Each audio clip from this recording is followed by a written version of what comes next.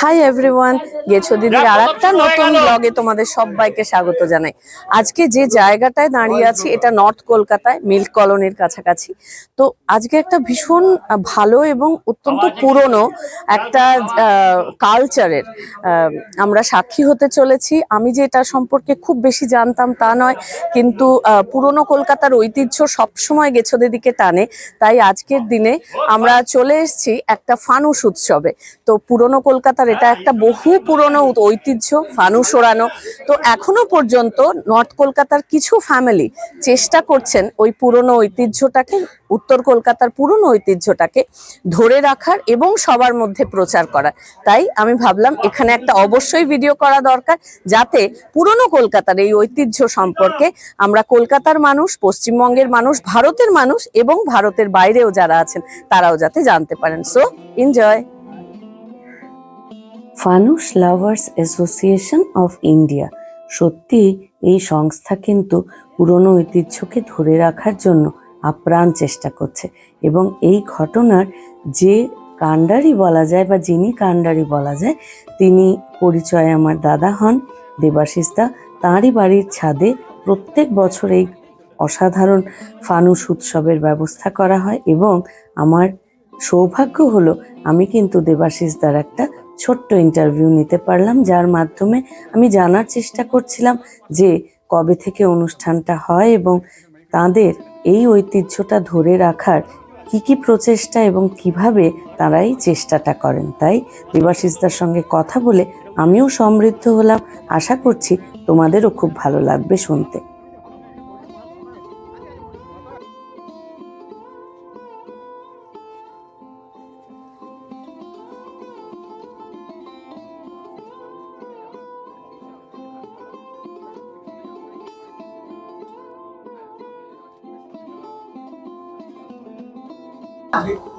নমস্কার।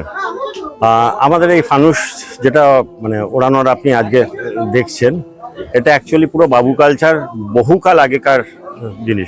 প্রায় 1920-1930 সাল থেকে এই জিনিসটা হয়ে এসছে। এটা নর্থ ক্যালকাটার বিশিষ্ট একটা কালচার, যেমন পায়রা ওড়ানো ছিল, ঘুড়ি ওড়ানো ছিল, ইটস জাস্ট লাইক দ্যাট। তো যা হয় আস্তে আস্তে আমাদের এগুলো তো শেষ হয়ে এসছে।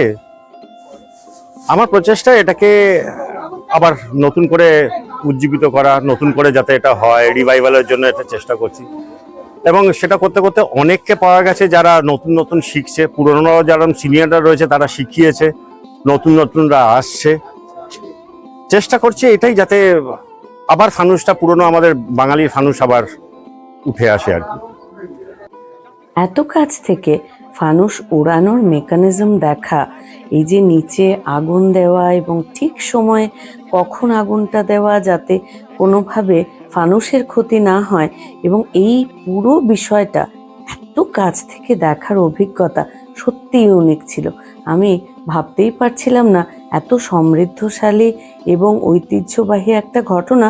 কিন্তু আমি কোনোদিনও, এত বছর কলকাতায় ছিলাম কিন্তু আমি কোনোদিনও এত সামনে থেকে দেখা তো দূরস্থান, তো কাছাকাছি দেখারও অভিজ্ঞতা কিন্তু আমার হয়নি। তো সত্যি I was feeling extremely blessed about it. এবং আমি প্রত্যেকটা মুহূর্ত ভীষণ ভীষণ এনজয় করছিলাম এবং জানার চেষ্টা করছিলাম, বোঝার চেষ্টা করছিলাম। সঙ্গে এই অসাধারণ ফানুসগুলো যখন আকাশে উড়ে যাচ্ছিল, ওই সময়গুলো এবং ওটা দেখাটা সত্যি, it was really really something. We were just enjoying it. এই ফানুসের আর একটা গুরুত্বপূর্ণ বৈশিষ্ট্য হচ্ছে, প্রত্যেক বছরই যখন ফানুস ওড়ানো হয়, সাম্প্রতিকতম ঘটনাকে কেন্দ্র করে কিন্তু ফানুস তৈরি হয়। তো এই বছরের স্বাভাবিকভাবেই অত্যন্ত গুরুত্বপূর্ণ একটা আনফরচুনেট বিষয় হচ্ছে আর.জি. করের ঘটনাটা। তো আর.জি. করের ঘটনার উপরেও একটা ফানুস তৈরি করা হয়েছিল এবং সেটা ওড়ানোর জন্য বেশ কয়েকজন স্বনামধন্য চিকিৎসক এসেছিলেন। তাদের কথা শুনছিলাম এবং কথা শুনে এটাই মনে হচ্ছিল যে justice delayed is not justice denied. নিশ্চয়ই সময় হয়তো লাগছে, কিন্তু এই ঘটনার বিচার কিন্তু অবশ্যই হবে। সমৃদ্ধ হচ্ছিলাম এবং কোথাও একটা আশা জাগছিল মনে। যেখানে ভারতবর্ষে সর্বোচ্চ তদন্তকারী সংস্থা সিবিআই তার দায়িত্বভার নিয়েছে, সুপ্রিম কোর্ট উপাচার্য হয়ে তার পারমিশন করবেন বলেছিলেন, কিন্তু আজকে এই আমরা যেটা সুপ্রিম কোর্ট প্রাথমিকভাবে ইঙ্গিত করেছিলেন এই ঘটনা বৃহত্তর তার কোনোটাই কিছু এটা খুব দুর্ভাগ্যজনক। আমরা গণতান্ত্রিক মানুষ আর কি করতে পারি, যত রকমের গণতান্ত্রিক পথ আছে তার নিয়ে আমরা প্রতিবাদ করার চেষ্টা করছি।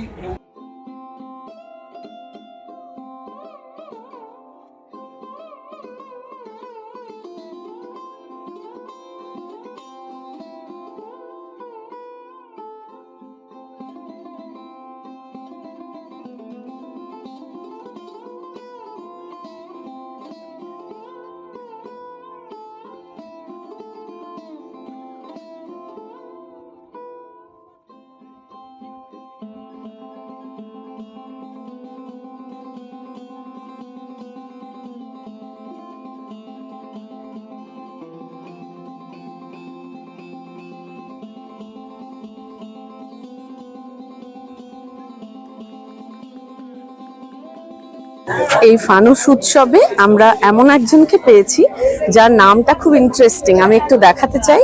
নাম হচ্ছে ফানুস মানুষ।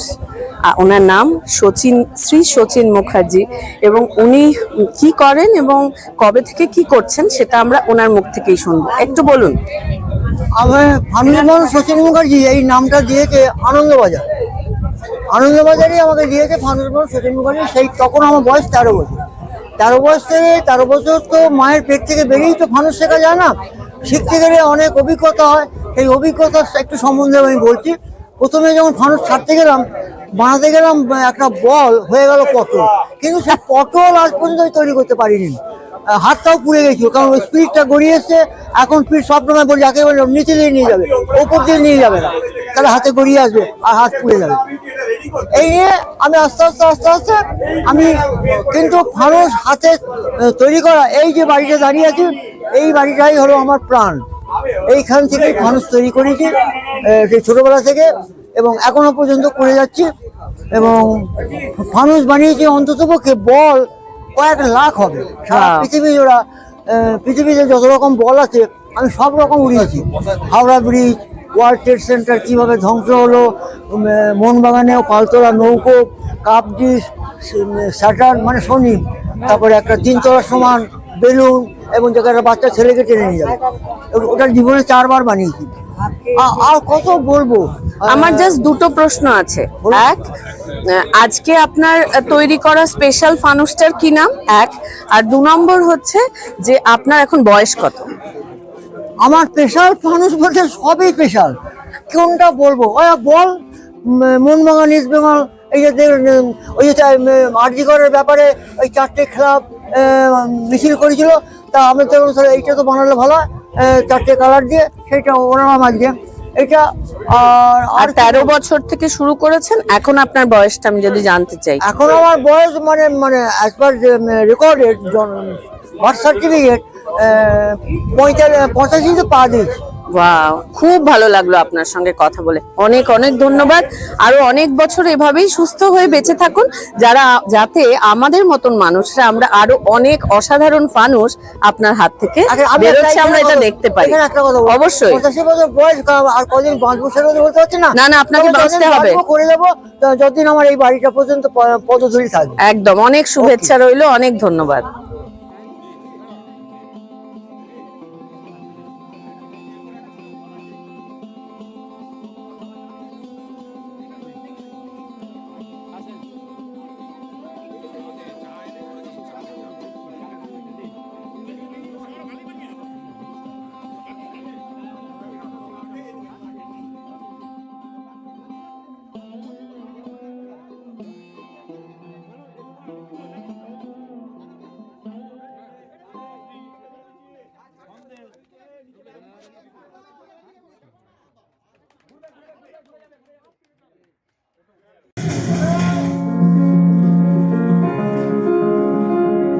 ফানুস লাভার্স অ্যাসোসিয়েশন অফ ইন্ডিয়া এরকমই একটি সংস্থা রয়েছে বেলগাছিয়ায়, যার প্রাণপুরুষ 88 বছরের এক যুবক শচীন মুখোপাধ্যায়। পশ্চিমের মানুষটির নেশা একটাই, তা হলো ফানুস তৈরি করা আর ওড়ানো।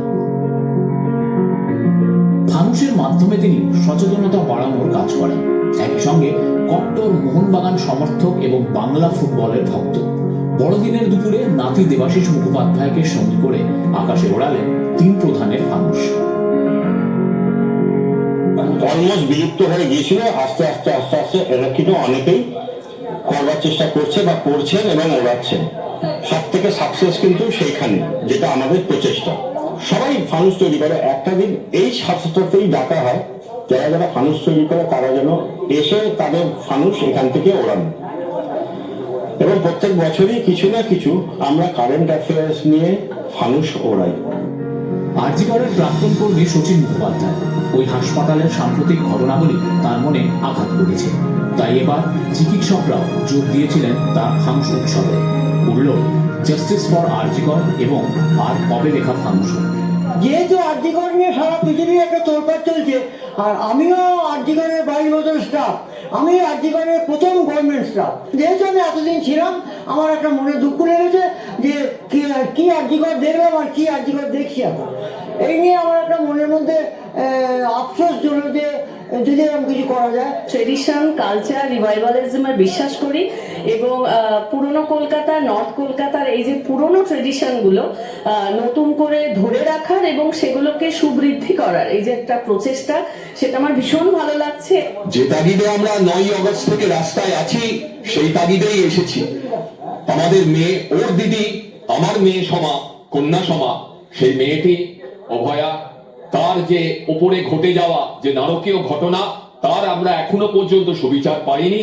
তারই প্রতিবাদ স্বরূপ আমরা যে কোনো জায়গায় যে কোনো প্রতিবাদে অংশগ্রহণ করছি। শচীন মুখোপাধ্যায় তিনি হচ্ছেন এই ফানুস আন্দোলন বা ফানুস অভিযানের তিনি ইঞ্জিন, আর তার সঙ্গে রয়েছেন তার সমস্ত শিষ্যরা। তারাই বড়দিনের দিনে ফানুস উড়িয়ে খেলার জগৎকে বার্তা দিল, একই সঙ্গে দিল সামাজিক বার্তা। ক্যামেরায় রঞ্জিতের সঙ্গে দেবাঞ্জন, জি 24 ঘন্টা। জি টিভিকে অনেক অনেক ধন্যবাদ। আমার মতন সাধারণ একজন মানুষকে কিছু বলতে বলার সুযোগ করে দেওয়া, এটা আমার কাছে সত্যিই একটা বড় বিষয় ছিল।